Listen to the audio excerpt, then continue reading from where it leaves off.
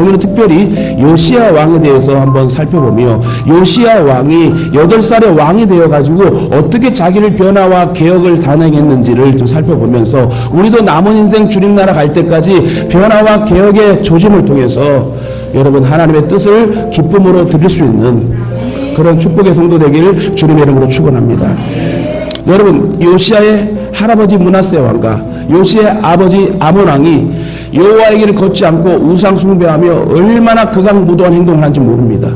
그러나 요시야 왕은 할아버지와 아버지의 전철을 밟지 않고 여호와 하나님의 은혜로 말미암아 그는 개혁을 단행하고 변화를 시도하여 그는 하나님이 기뻐하시는 왕이 되었습니다.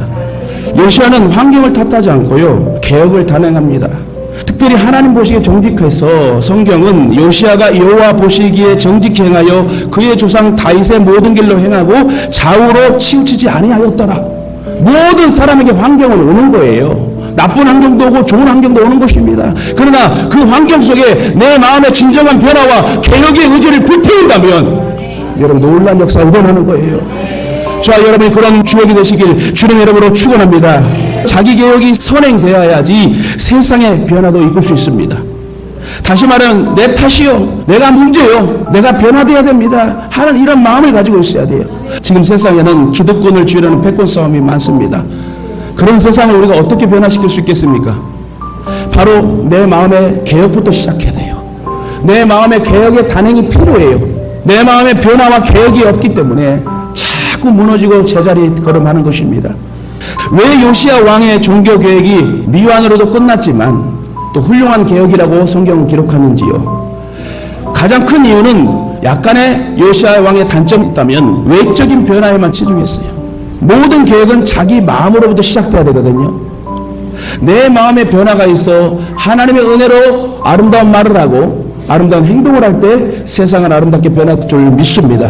사실상 자기를 비롯한 모두가 변화와 개혁의 대상이 되어야 됩니다. 변화와 개혁이 실패하는 가장 중요한 원인은 참된 개혁자의 부재 때문에 그러는 거예요. 그러므로 항상 자기 변화와 자기 개혁을 출발점으로 삼아서 나부터 개혁의 단행을 의지로 일어나야 되겠다. 여러분 믿음으로 나아간다면 성령 하나님께서 우리를 전근과 같이 쓰게 될 줄 믿습니다.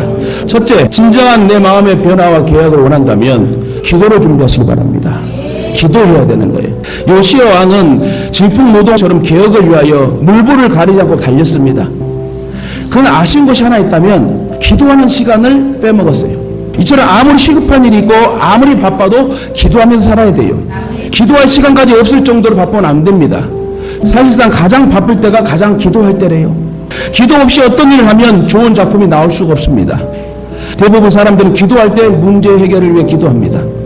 그러나 사실상 기도해야 될 더욱 중요한 이유는 문제 해결보다는 사명의 발견을 위해서예요. 목회자도 성도도 할 것 없이 준비된 자가, 기도하는 자가 하나님 앞에 쓰임받는 거예요. 이처럼 준비해야 비전을, 꿈을 이룰 수 있는 것입니다.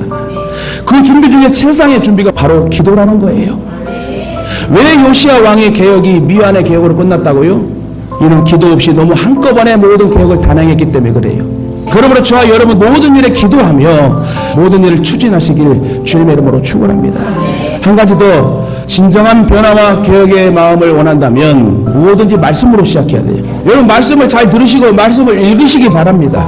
말씀을 가까이 하고 말씀대로 살 때 우리의 심령이 변하고 교회가 변하고 결국 세상도 변하게 될 것입니다. 이와 같이 참된 개혁은 말씀 운동에서 시작돼야 된다. 기독교 신앙의 기본은 성경입니다.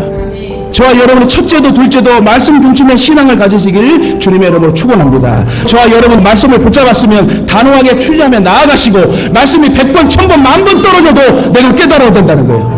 내가 하나님 말씀대로 살지 못한다면 그게 복이 차단되니까 내가 하나님 말씀을 들었으면 깨닫고 그 말씀대로 살아봐요. 그럼 하나님 책임져 주시고 살려주세요. 절대 죽게 하지 않아요. 지금 한국교회는 개혁이 필요한 시점입니다. 왜 교회가 존재합니까?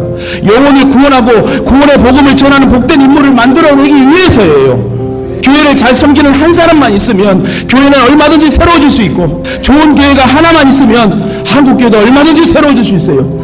소망과 믿음을 가지고 각자가 말씀에 굳게 서서 자신을 변화시켜야 됩니다. 그래야만 선한 변화의 역사는 시작될 것이고 그런 한 사람이 인물이 되어 한국교회를 새롭게 하는 데 큰 보탬이 되고 교회를 세우는 축복의 성도가 될 줄 믿습니다.